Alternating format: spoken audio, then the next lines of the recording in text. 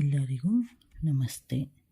ಇವತ್ತು ಕೂದಲು ಉದುರುವುದು ನಿಲ್ಲಿಸುವುದಕ್ಕೆ ಪರಿಹಾರ ಏನು ಅನ್ನುವ ಸಣ್ಣ ಮಾಹಿತಿಯನ್ನು ಕೊಡುತ್ತೇನೆ. ಹೊಸದಾಗಿ ಚಾನಲನ್ನು ನೋಡುತ್ತಾ ಇರುವವರು ಸಬ್ಸ್ಕ್ರೈಬ್ ಮಾಡಿ, ಶೇರ್ ಮಾಡಿ.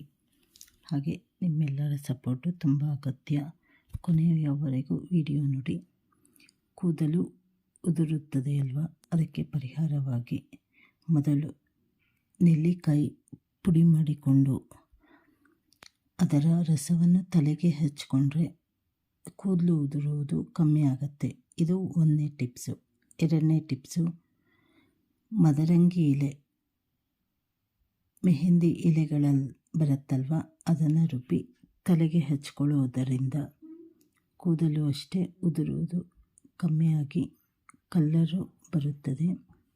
ಮತ್ತು ವೀಳ್ಯದೆಲೆ ಅರೆದು ಅದನ್ನು ಕೊಬ್ಬರಿ ಎಣ್ಣೆಯಲ್ಲಿ ಬೆರೆಸಿ ಹಚ್ಕೊಂಡ್ರೆ ಕೂದಲು ಉದುರುವುದು ಕಮ್ಮಿ ಆಗುತ್ತೆ. ನೆನೆಸಿದ ಮೆಂತ್ಯವನ್ನು ರುಬ್ಬಿ ರಾತ್ರಿ ನೆನೆ ಹಾಕಿ ಬೆಳಿಗ್ಗೆ ಅದನ್ನು ರುಬ್ಬಿ ತಲೆಗೆ ಹಚ್ಕೊಂಡು ಸ್ನಾನ ಮಾಡ್ಬೋದು. ಹಾಗೆ ಮತ್ತು ಲೋಳೆ ರಸ ಅದನ್ನು ತಲೆಗೆ ಹಚ್ಚಿ 1 ಗಂಟೆ ಬಿಟ್ಟು ನಂತರದಲ್ಲಿ ಸ್ನಾನ ಮಾಡಿದ್ರೆ ಕೂದಲು ಉದುರುವುದು ಕಡಿಮೆ ಆಗಬಹುದು.